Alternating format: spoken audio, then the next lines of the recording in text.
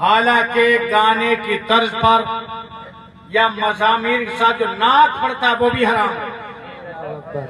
बहुत लोग शायर आते हैं ना, लोग मजा लेने के लिए कहते हैं फलां को बुलाओ, कोई अपने को बाजा बजाना जायज नहीं तो अपने मुंह से बजाने लगते हैं, ये जायज नहीं है। नात गाने की तर्ज पे पढ़ना ये भी जायज नहीं है। या करे दिन मरना है, पूछा जाएगा तकरीर करने वालों से भी, पूछा जाएगा शोरा से भी, पूछा जाएगा जलसा कराने वालों से भी। ए जलसा कराने वाले, तूने जलसा क्यों कराया था? अपने नाम के लिए, ताकि मेरी शोहरत हो जाए, लोग मेरी तारीफ करें मैंने जलसा कराया। और खतीब से पूछा जाएगा तूने तकरीर किस लिए की थी? अपनी जमाने के लिए, मेरा नाम हो जाए, लोगों में मेरी जम जाए, लोग कहें फला बहुत अच्छा बोलता है। शायर से पूछा जाएगा क्या तूने नात मनक़बत इसलिए पढ़ी थी तेरा नाम हो जाए अपनी जमाने के चक्कर में? अगर ये नियत है तो क़यामत के दिन सख्त पिटाई लगेगी। तकरीर हो तो कौम को दस्त देने के लिए, जलसे जुलूस के मतलब क्या है?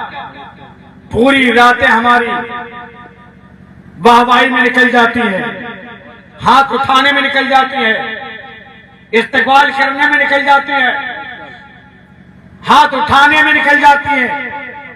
जलसा खत्म होता है तो इंसान को एक मसला भी नमाज का नहीं मालूम होता। जलसे तो बहुत खबर।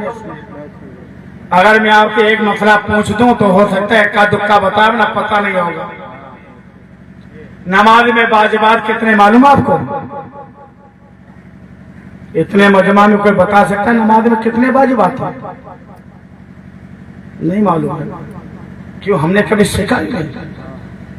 नमाज में फराइज कितने हैं मालूम नहीं।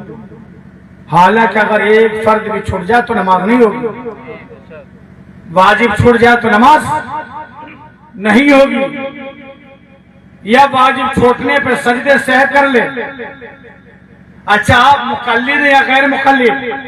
आपको मालूम है आप मुकल्लिद हैं या गैर मुकल्लिद? ये भी नहीं मालूम है, जबकि ये बहुत जरूरी मेरे लिए जानकारी होना चाहिए। हम लोग मुकल्लिद हैं, मुकल्लिद। अब किसके मुकल्लिद हैं? इमाम आजम के। 4 इमाम ऐसे हैं जिनकी तकलीद की जाती है। इमाम आजम, इमाम शाफई, इमाम मालिक, इमाम अहमद बिन हम्बल। हम किसके पीछे चलते हैं? इमाम आजम अबू हनीफा के पीछे। हम अपने को सुन्नी हनफी क्यों कहलाते हैं?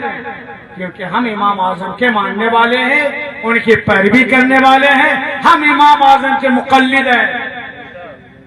ये मसाइल ऐसे हैं जो जरूरी है मेरे लिए, लेकिन मुझे सीखने की जरूरत क्या?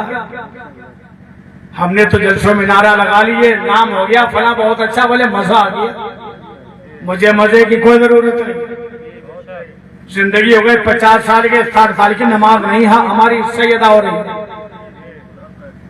और औरतों की नमाज माशाल्लाह वो भी गलत हो रही है। मर्द के लिए सतर औरत है, नाप से लेकर घुटने के नीचे तक, और औरत का पूरा जिस्म औरत है ना, वो भी आजाद औरतें, गुलाम नहीं। हमारी जितनी औरतें सब आजाद हैं, बादिया अब है ही नहीं, सब आजाद औरतें। कितना बदन औरत है? चेहरा, हथेलियां, कदम छोड़ के पूरा जिस्म औरत है। आस्तीनें हमारी माँ बहनें ज्यादातर ऊंची रखती है, आटा गूंथने के चक्कर में, रोटियां पकाने के चक्कर में। अगर आस्तीन इतनी औरतों की है, ये कलाई खुली रही, नमाज पढ़ी तो नमाज नहीं होगी। फैशन ऐसी चलिए, जितनी हमारी माँ बहनें देखो सबकी आस्तीनें ऊंची होगी, कलाइयां खुली रहेंगी। अगर नमाज की हालत में कलाई खुली रही तो नमाज नहीं होगी। बताओ ये मसला कितनी औरतें नहीं जानती? ज्यादातर सबकी आस्तीन ऊंची होती ना, सोचता किसी आस्तीन यहाँ तक हो, फिर हथेलियां जो है वो सत्र औरत होनी है। अगर इतनी भी ये गद्दा भी खुला रहा औरतों का तो नमाज नहीं होना। तो ये मसाइल हम कब सीखेंगे, कब जरूरत पड़ेगी हमको इन मसाइल को सीखने की। कबर में थोड़ी ये काम आने वाले, ये तो हमको मसाइल दुनिया के अंदर सीखना है। याद करो कयामत के दिन पहला सवाल होगा नमाज के बारे में, तुझसे नहीं पूछा जाएगा तूने मदारों की हाजिरी दी थी या नहीं दी थी, तूने 11वीं मनाई थी या नहीं मनाई थी, तूने रबी अव्वल में जुलूस निकाला था या नहीं निकाला था, तूने जुमरात को फातिहा कराई थी या नहीं कराई थी, मदार पर चादर चढ़ाई या नहीं चढ़ाई, तूने पैर के हाथ चूमे या नहीं चूमे, नहीं सवाल होगा। कयामत के दिन सवाल होगा, पता तूने नमाज पढ़ी या नहीं पढ़ी।